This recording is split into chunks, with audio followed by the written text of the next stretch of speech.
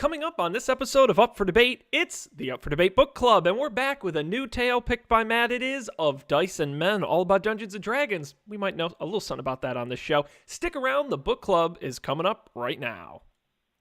This is Up for Debate, episode number 104, recorded February 22nd, 2018. Reread of Dice and Men. Hello, everybody. Welcome to this episode of Up for Debate, the debate podcast where the two hosts agree on everything. I'm Sean Jennings, joined as always by our very own elder cleric, Matt Mariani. Oh, wait, I'm rolling my D20. It's a critical miss. Looks like I have to read Of Dice and Men. Matt, I will pay somebody to get that printed on the dust cover of this book. Like Matt Mariani of the Up for Debate podcast says, it's a critical miss. Critical miss. Your punishment, reading this book. KO'd. Yeah. I would much rather have my character die of permadeath than have to read this book again. All right, we're going to dive in. Before we do, I want to remind everybody, this is our book club here on Up for Debate. We spend the episode talking about a book. We've done two previous on Ready Player One and on Console Wars. They were really great episodes, better than this one. So before you listen to this one, go in the archives and listen to those. They're a lot of fun. Matt, as you mentioned, the book club this week, David M. Awalt's book Of Dice and Men. I've got my hardbound. I can't believe I bought a physical copy of this. What am I going to do with it? Maybe I'll give it away to a fan. If you really want my copy of Dice and Men, email us, upfordebatetv@gmail.com, because I don't want it. And the subtitle is The Story of Dungeons and Dragons and the People Who Play It. Now, Matt, before we get into the book, this was your selection. Why this book? What compelled you to pick this book? Okay, so really no other reason other than, as you know, and as our fans know, we have an alternate podcast called Game Nights, where we play Dungeons and Dragons, and other games. But we're in the middle of a Dungeons and Dragons quest right now. So after I finished Console Wars, this book came up as a Amazon recommends. And it was like the first one under the recommended books, so I clicked it. I was like, okay, this is appropriate. We're playing Dungeons and Dragons. Let's read this one for our next book club. So I suggested it to you, Sean Jennings, on our show the next week, and you somehow agreed to join me in reading this book. And aren't you glad you did? The rest is history. Now, Matt, I want to read you. There's a very nice write-up on author David M. Awalt's website about the book, and I'm going to read this to you, and you tell me if this accurately reflects your experience reading the book, okay? Okay. The Lord of the Ring meets Moneyball in this unique and authoritative book on Dungeons and Dragons, from the game's origins through its rise to cultural prominence and its ripple effect on popular culture today. An enticing blend of history, journalism, narrative, and memoir of Dice and Men sheds light on America's most popular and widely misunderstood form of collaborative entertainment. Does that sound about right to you? I actually read that exact same comparison where he said it's Lord of the Rings meets Moneyball, and I actually wrote that in my notes. Except I wrote Lord of the Rings meets Moneyball ? More like. And this is where I was going to insert something clever and funny, like more like some crazy guy writing notes about this book he's obsessed with, combined with somebody who might have read Console Wars and wanted to kind of crib notes it. That's kind of what I got. I kind of got it like an influence, like. I don't know if this book came out before or after Console Wars, so I'm not trying to insinuate anything here, but it reads, and maybe this is just because it's like coming off of reading Console Wars, but it kind of reads like somebody who just read Console Wars and wants to make one for Dungeons and Dragons, but then also at the same time had a bunch of, had like a rough copy for another book he was going to write. That's all about his Dungeons and Dragons adventures. Yeah, I mean, I described it in my notes as The annoying guy at the party no one wants to talk to meets a crappy college essay. There you go. That's perfect, actually. Yeah, I mean, I think the fans are going to very quickly understand that we really didn't like the book, if that hasn't been clear already. I mean, giving a kind of an overview of the book, in case anyone out there hasn't read it, it's an interesting concept, the way it's written, because it's written in a very kind of first-person narrative from the perspective of the author. The book opens with the author talking about his experiences with Dungeons & Dragons. Throughout the book is a running narrative of his personal D&D adventure with his fellow gamers. And then throughout the book, that's when sort of scattered throughout are little bits and pieces. He goes to a historical miniatures convention. He talks about Gary Gygax and the creation of Dungeons & Dragons.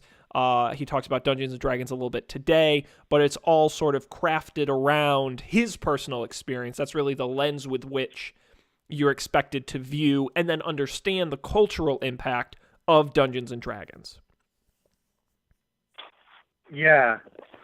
I think my biggest gripe with the book is that, and it got me, like, reading that review got me thinking, is that, or that blurb, he never dispels at any point the stereotypes of a Dungeons and Dragons player.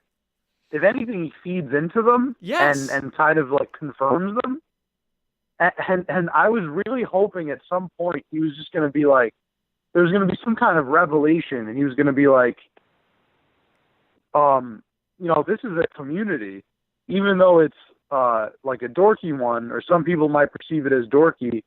Some really cool people play Dungeons and Dragons, like Vin Diesel and a bunch of like cool people. And I don't know, it just it felt like at every turn he was just like, yeah, I'm a huge dork. I'm really proud of it. Yeah, and he talked about it in form of like I have an addiction, and it but in like an annoying way. Yeah, in like a super annoying, like if you're a dork and you love playing these, like I'm a dork. I'm a huge dork too, and I love nerdy things.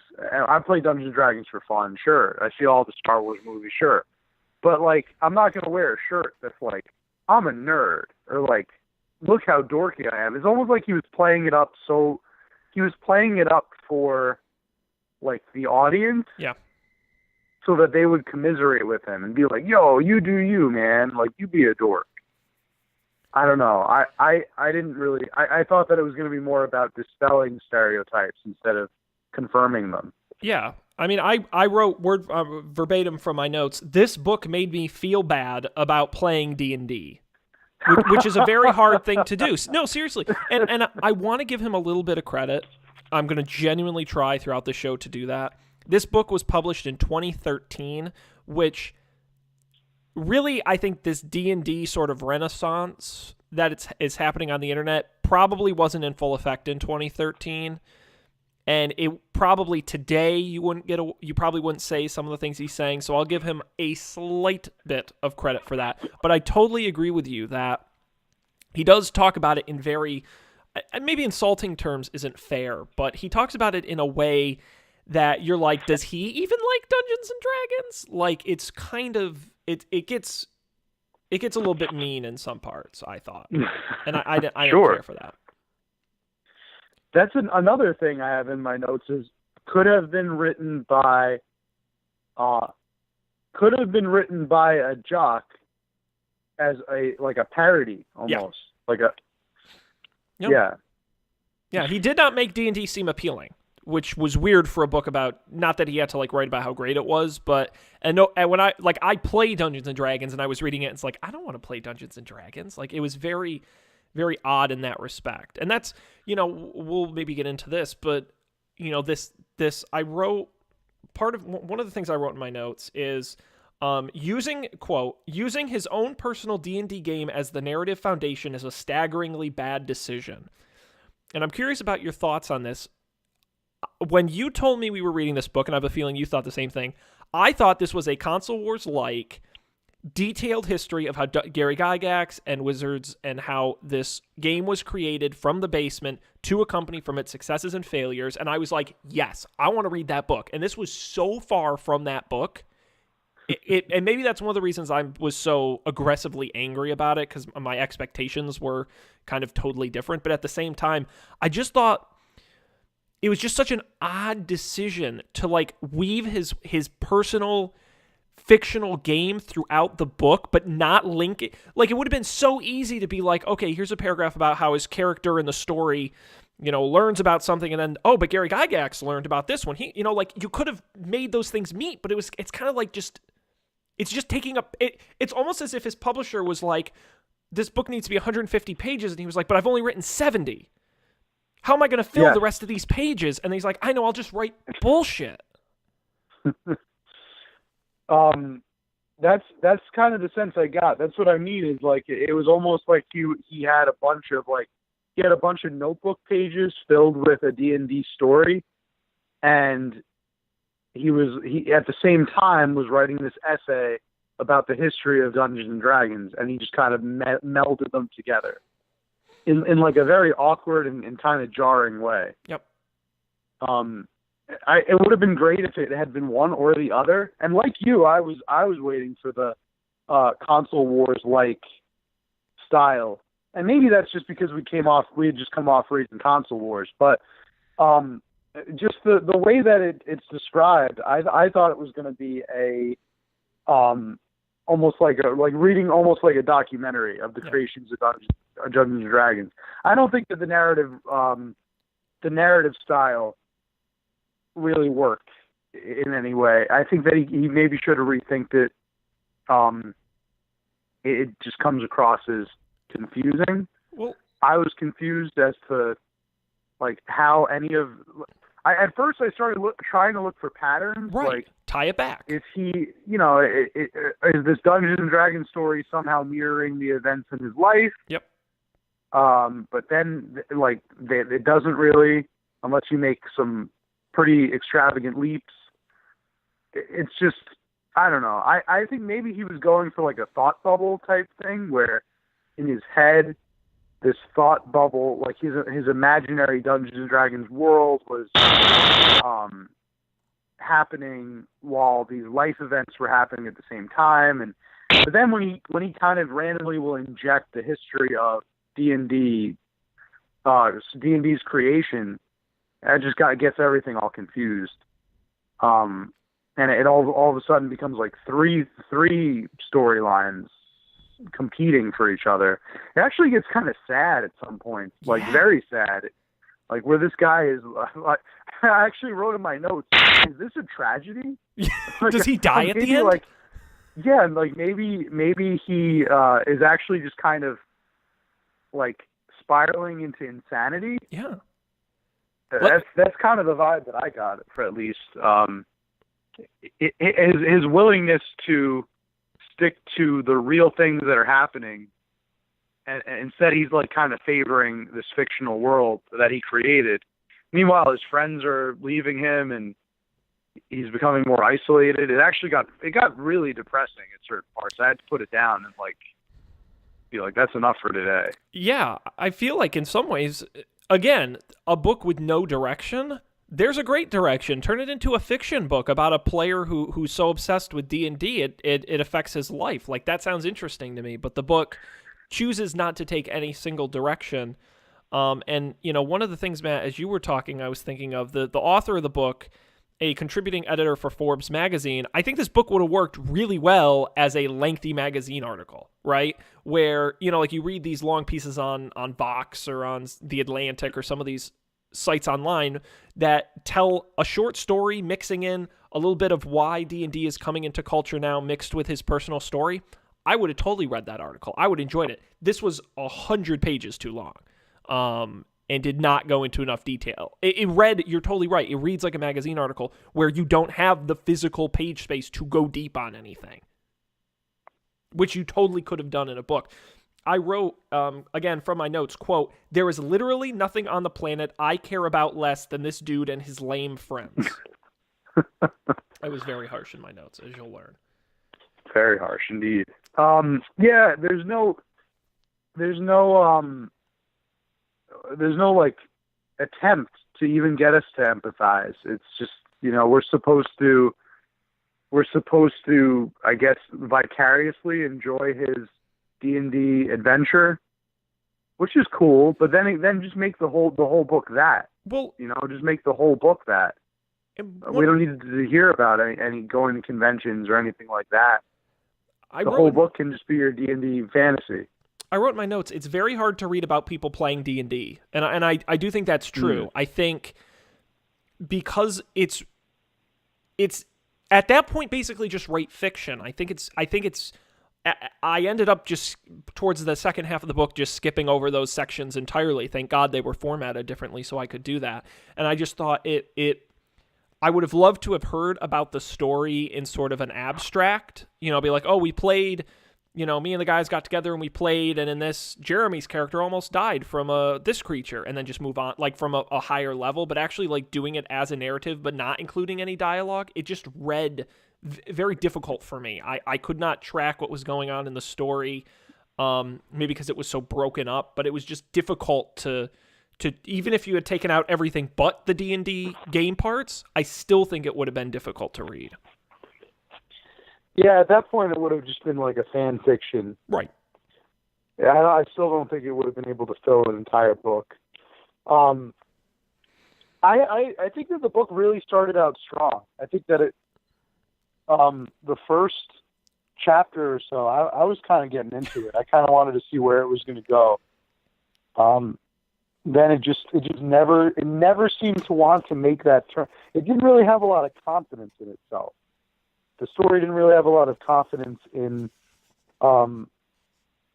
whether it was going to tell the history of D&D, or if it was like you said before, it never really picked a direction, never really picked a route. And in the end, I feel like I didn't learn anything. I like to look back at books that I've read and feel like I've either experienced something that I would not normally experience, or that I learned something, gained something from this book, some kind of insight. But the only thing I really gained here was some people are just really, really into D&D, and some people let things control their lives in somewhat unhealthy ways. I actually find it interesting that you liked the opening of the book. It took me about 2 pages to hate this book. And just, I love reading excerpts from the books we do. And so I want to read, the book starts out with in the first chapter with part of the fictional story. So I'm not going to read that. I'll read the first actual text of the book. This is the opening paragraph. I am not a wizard, but I play one every Tuesday night. To be nerdy about it, and trust me, there is no other way to approach this, I am a divine spellcaster, a lawful neutral 12th level cleric. In the world of Dungeons & Dragons, that makes me a pretty major badass. Right away, I was like, fuck this guy. Oh my God. It did not take me. And then, I wrote one thing in my notes. He tries to be cute with how he writes this, a lot like wink, wink humor. Even if, right here, another paragraph down, even if you've never played D&D, you've probably heard of it. And when I admitted I'm a player, your subconscious mind probably filed me under nerds, hopeless. It's like this sort of cutesy, wink, wink to the audience. One thing I wrote in, one thing I wrote in my notes, that I wrote too many jokes, and then I quoted one where he said, I had to roll a dice, in geek speak, that's D11. And I'm like, who the fuck is this book for? Is it for nerds that know this stuff and you don't have to be cutesy? Is it for people who've never heard of these? And in which case, why would they want to read your adventures? Because they've never heard of Dungeons and Dragons? It just keeps coming back. It's a muddled mess. I kind of got the vibe that he was writing for a mainstream audience that had not played D&D before, but had watched movies about D&D and was kind of familiar with the nerd stereotype, because he was playing into it really hard for comedic effect. Mm-hmm. And that's why I was waiting for him to dispel the stereotypes. At some point, I was waiting for him to be like, that's when I discovered bodybuilding. Yes. And now I'm jacked and I'm super strong, but I also still love D&D. Yep. And there's nothing wrong with that. But it never happens. He just like keeps going on and on about how he's a big nerd and loves D&D, and his whole life is crumbling around him, but he still plays D&D every Tuesday night. Now, Matt, what parts of the book did you like, if you don't mind me asking? Because I'm happy to share mine, but I would like you to go first. Are there any parts of the book that stood out as the parts you did enjoy? I think his historical narrative was pretty cool. There wasn't nearly enough of it. It was like maybe 20 to 25% of the book was talking about how D&D started. Maybe fewer than less than that. It was that part. Gosh, I guess some of the D&D stuff would have been okay if he didn't throw in all his little jests and stuff and little breaking the fourth wall for comedic effect. If he didn't have any of that, I think that the D&D scenes would have been more palatable. I actually kind of got into a story a little bit. The main quest of D&D, that is. But no, pretty much that was pretty much it. I didn't really care much for any of the personal stuff that was going on. So yeah, I guess if I had to rewrite this book, I would just give it some kind of a direction. I'd make it way shorter, and I would cut out most of the little asides and banter that he throws in there that I just honestly just kind of skipped past or glossed over. I think, again, I like circling back to my notes. We read this book a while back. I'll just read you this totally unrelated comment, but I've got many of these. All I want to do is read a better book than this. And I've got a lot of these very not nice insult comments. But the best parts of the book for me were the parts we showed up for, the history parts. For example, not even just D&D. I'm happy to go beyond that. When he did the historical miniatures guys who did the Civil War and the history of just role-playing games in general as war simulations, that was really neat. I was I want to know more of that. And he would spend a sentence or two on a big piece of game history and just move on. It was all anecdotes, no stories. It was so light and surface level. He would spend maybe 5 or 6 pages on something like that, and then would spend another 6 pages on his personal D&D adventure. I loved the stuff about the history of Dungeons & Dragons itself, and how the company was TSR, the company was created, and sort of the event. That was finally, I was finally, the book is getting there. And while it wasn't the most in-depth, that was the part that really captivated me as being interesting. You can't write a fiction more interesting than what happened in real life. And I wish that it had been more of the book. I wish it had been more in depth. I wish there had been more firsthand interviewing. You'll notice there are very few direct quotes in those sections of the books. And I don't know if that's because he just interviewed them but didn't directly quote them, or I don't know how many interviews he actually did. But this is going to sound meaner than I want it, but there was everything in this book I could have read on Wikipedia.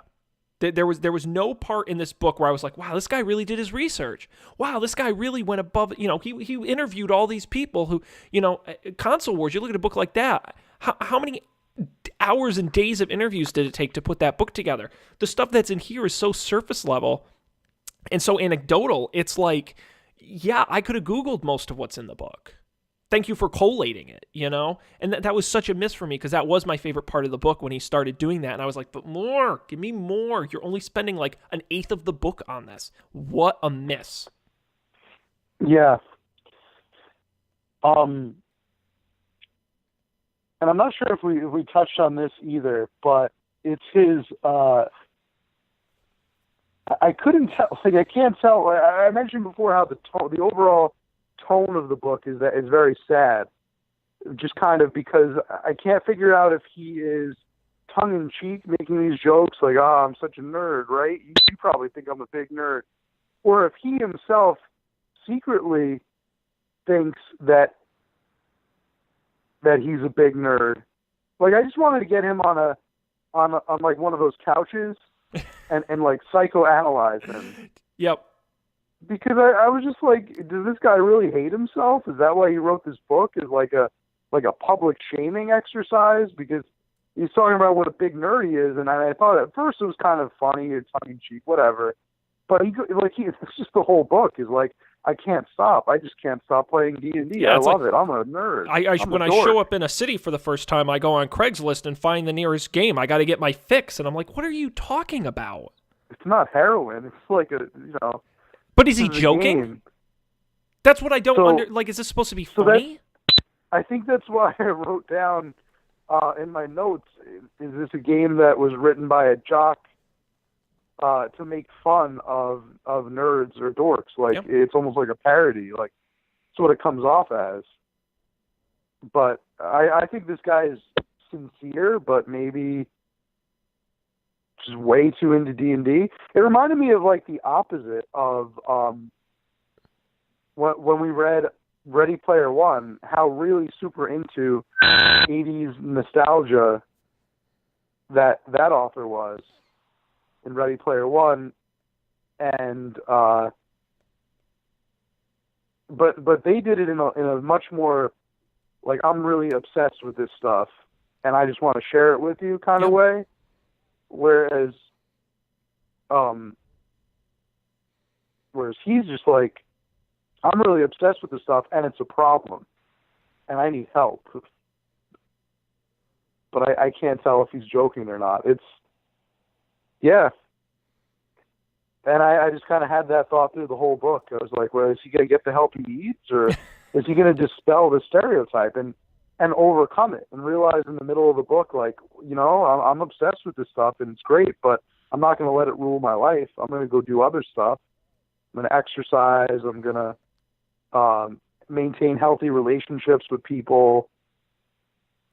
Well, and but that never comes. There's no even remote conclusion to his personal tale in the story. There is a conclusion to the D&D tale. To they talk about the company today and 5e in this, which is interesting. On his personal side, there is no conclusion. There's not even an admission of no conclusion. It just doesn't say anything about, I admit I have a problem and I'm giving up D&D, or, you know what, I don't care what people think and I'm going to go even deeper, or, I don't know what the answer is. He just doesn't say anything. There's just no conclusion at all in this. And my very last comment in my notes, they're written chronologically, is this guy, what a loser. I got really mean. Some of these notes, and that's not fair. I'm sorry, David, if you're listening. Some of these notes got a little mean. I will be the first to it. Yeah, and I'm not even reading you some of the nastier ones. I got really I would just put down this book and fume. So not so nice and men. Yeah, that definitely could have been the title for this episode. Yeah. Yeah, I mean, one thing I do have in my notes, this is interesting, maybe a little off topic, he talks about the history, one of the early role-playing games was role-play by mail, which I thought was really interesting, where instead of being around a table, each of the moves... Chainmail, right? Or what was it called? Yeah, something chainmail, along those lines. Matt, we should do a play-by-mail campaign. I don't like to go to my mailbox. It's too far away from my apartment. So if you expect me to play... it'll probably take about a year, because I check my mailbox like once or twice a week, unless I know something important is coming, like bills or something. Well, this is important. Yeah, but I have to go to my mailbox. There's an adventure that needs you.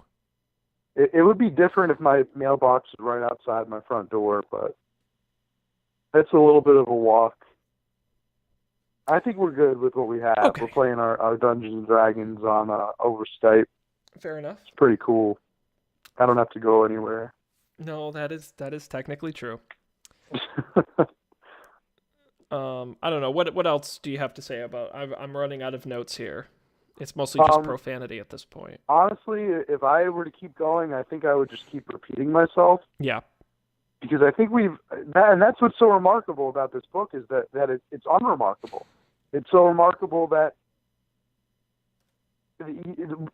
we've covered literally everything there is to be said about it. Yep.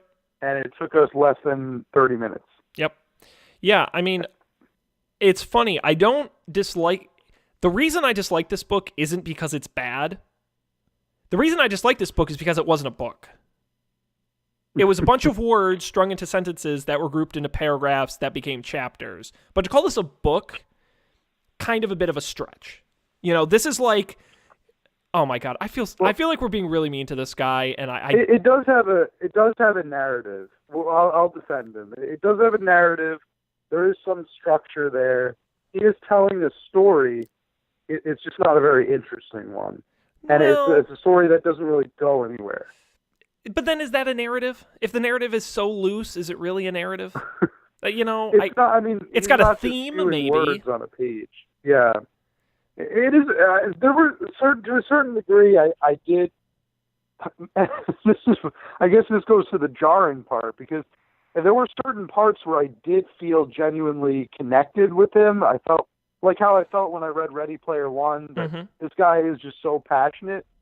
But then on the next page, he would just say something so stupid and self-aggrandizing or self-parodying. I'm not really sure which one he was going for. That it kind of knocked that sympathy right out of me. And I was like, oh, well, fuck this guy. I mean, like, it was, I wanted to commiserate with him. I wanted to understand him and be like, wow, that's cool. You like this. That's good for you, man. But then all of a sudden he would be like, yeah, well, I'm such a dork. This is how much of a dork I am. If you like, just stop. Yep.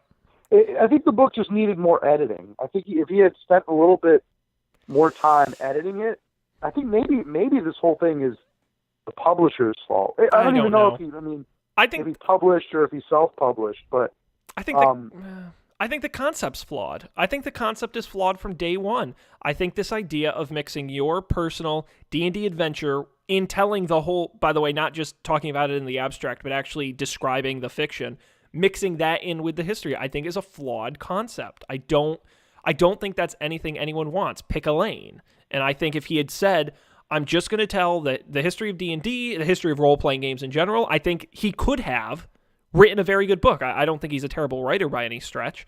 And I think if he had written a book of like my personal journey in D&D, I also think he could have written a decent book that way. I think splitting it just left a lack of depth. It was wide, not deep. And to me, that's just a flawed concept. We talked about with Ready Player One, our biggest criticism of that is that the writing itself, like the actual writing itself was not good, but the concept was good. And the story was good. I felt like he had the opposite problem in Of Dice and Men, where the writing was fine. I didn't have a problem with it. But conceptually, it was just such a miss that I think it would have been hard to really save it without really splitting the book into two. Yeah, it was. There were two interesting ideas there that would have benefited from just being more fleshed out, kind of edited more, and maybe written in two separate books. I don't know. Yeah. Just wow, what a wide miss with this one. Well, Matt, we have a rating scale on the show, in case you forgot, which we are welcome to change at any time, but we are rating books by, correct me if I'm wrong, own it, borrow it, or skip it is our rating scale. And if I remember correctly, I think Ready Player One was borrow it and Console Wars was own it. Matt, how would you rate Of Dice and Men? Well, in consistency with our previous two books, we have a borrow it, we have a buy it, or own it, and now I'm going to give this a skip it. It's just not worth your time. I felt like as I was reading, I think I had the same thought cross my head as you. I could be reading other things right now, or I really wish I was reading a better book right now. I would give it a pass. You're not gonna gain any useful information out of this. You're not gonna be moved by it.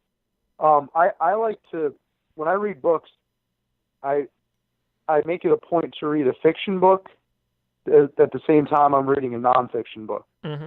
The nonfiction book, so that I can learn the information that the book is telling me, and the fiction book, so I can experience what's going on. And I genuinely do believe that good books stay with you in your memories, just like good events in your life, if they're really good and impactful. Like you'll definitely remember your favorite scenes from books, Mm-hmm. as if they had actually happened, which I think is one of the really, really cool and magical things about reading.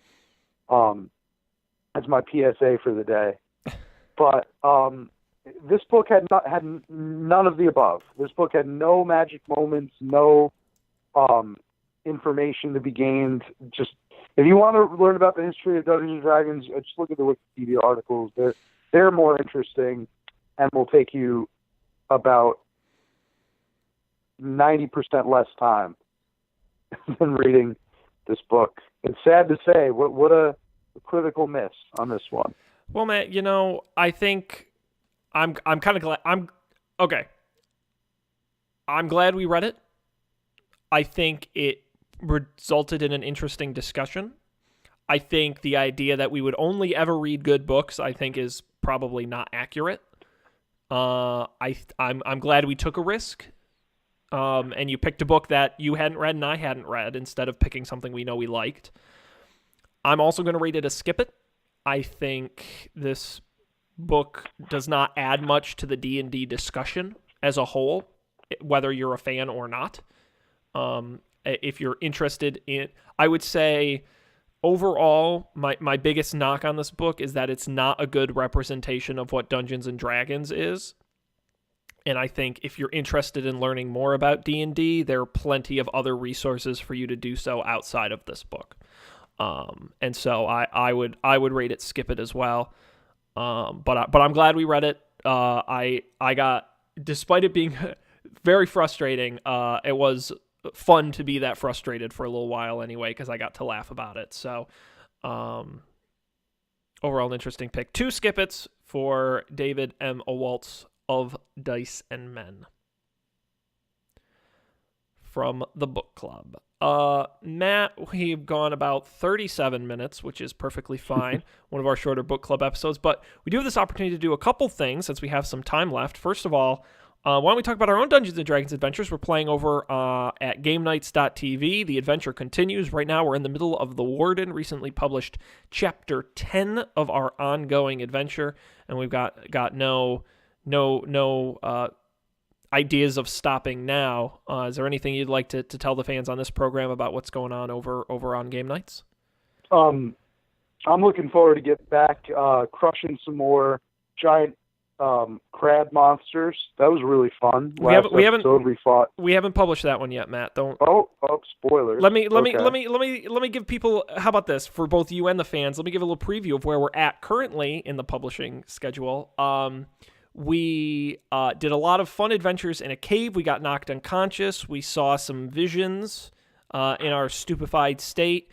You lifted a treasure out of a toilet, which was fun.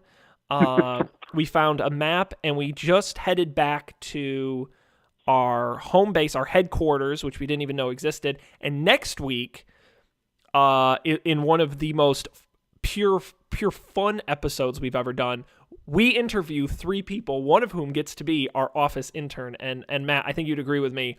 Boy, was that a hoot. That was a fun episode. I think that was easily the most fun I've had this season so far on D&D. I don't know about you, but that was one of the ones that I thought was going to be kind of shitty because we didn't leave the office, so to speak, but it was a lot of fun, and I think it'll be a lot of fun for the viewers too. I had fun with the interview process, some of the characters that we brought in there. Well, that's what was fun about it. The improv, we could not do it every week. It would be a very bad idea. But I like the idea of just breaking out of the adventure once in a while, after we've done many hours of it, and just doing something goofy and unrelated to the plot of the story. I think it was a fun little break, and I think the outcome will really surprise people as they listen to it. And then right after that, I mean, you sort of teased what's coming up, but we get right back into the adventure, and after that, so we've got a couple hours in the can, and we're still moving forward. So you can check that out at GameNights.tv. The whole archive's there, so go back. You can start. We're on The Warden, which is Colby's adventure. He's doing a great job at Dungeon Master. So you can go back and start at Chapter 1 and catch up pretty quick to where we are today. New episodes come out more or less weekly at this point. So you can check that out there.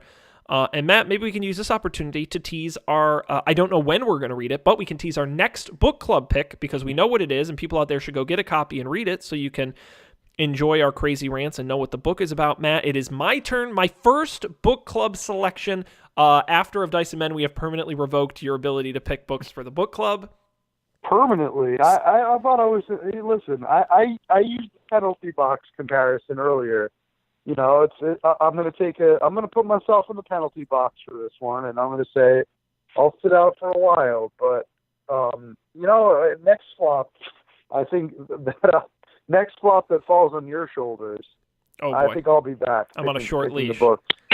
So well, yeah, I think we've got a super excellent pick for our next book. It is a personal favorite of mine, and it's been, I read it probably 8 months ago, and it was I'm not the kind of guy who is like, I got to finish this book. Like, I don't really care. It takes me a while to read books. This was I don't want to oversell it, but it was a cannot put down book for me. It was so riveting. I'm excited to reread it to see if it still has that appeal. The book is Devil in the White City, Matt, and the title, I'm looking up who the author is. This is a best-selling book, very popular book by Eric Larson, who, by the way, is a great author, and I've read some of his other books as well. Maybe we'll end up doing some here on the show, because he's done a really great job with some of these. But it's Devil in the White City, Murder, Magic, and Madness at the Fair That Changed America. It tells the parallel stories happening at the same time in 1893 in Chicago, interweaving the tales of Daniel H. Burnham, the architect behind the 1893 World's Fair, one of the most impressive architectural and sort of cultural feats in American history that many people don't know about, while at the same time telling the story of Dr. H.H. Holmes, pharmacist and serial killer who lured his victims to their deaths in his elaborately constructed murder castle right down the street from that World's Fair. It is a very exciting book, absolutely based on a true story, and there's a lot in here that you'll be impressed that you didn't know about American history. So I'm very excited. I recommend people pick up their copy so they're ready when we eventually do that one. Yeah, I haven't read this book yet, but it's one that's been on my list for years. Pretty much since it came out. It came out to a very well-received reception. So I look forward to reading it. Definitely one that's been on my list for a long time. Excellent. Well, and we'll give everyone a warning when we're going to actually do the episode. I think it'll be probably another month or so before we get to it. We try to space these out, but I'm excited to have that coming up in the queue. Yeah. Cool. Well, Matt, anything else you'd like to share before we wrap up this episode? I think that now that we're done with this book, I can go back to playing D&D and not feeling like I should be ashamed of it. As I kind of felt was this guy's goal in the book, just like trying to make me ashamed to play D&D. Didn't work, buddy. Didn't work. Well, nice it is. Try, though. I made the point earlier, but I do think it's interesting. I think 5, 7, 10 years ago, if you had said you were playing Dungeons and Dragons, I do think you would have gotten a lot of sort of scorn and looks, and I feel like that tide's really changing as geek culture comes more into the mainstream. I think it's really changing the tide, and I think now you tell people you play that, and while probably a lot of them will think you're weird, a larger majority will think, hey, that's neat. Tell me more about it. Yeah. We'll have to see what is about that and things. Matt's like, I don't tell people I play D&D. I wouldn't dare do that. lose all your street cred. I think that people just need to accept me for who I am, a lover of all things, nerd. Dork and all. You know, because I'm such a dork, because I'm a level 11 wizard. Nerd culture. Okay. That was the whole book in a nutshell. That's what people come here for, you and I being a couple of dorks. And on behalf of these dorks, thanks everybody for joining us on this Up for Debate. I mentioned our website, upfordebate.tv. Go there, check it out, and get all of our episodes, including the past book clubs and really all of them. And make sure you subscribe. Click the subscribe button. It'll give you the links to everywhere you can get the show on all the podcast players, including Overcast and iTunes. You can tweet at us at UpForDebateTV and email us upfordebatetv@gmail.com. I wasn't joking. If you email me, I will mail you my copy of this book because I don't want it. So you can do that at the email address listed there. We will be back next time with more great content here on the show. On behalf of Matt, I'm Sean. Thanks for joining us, and we'll see you next time for more Up for Debate.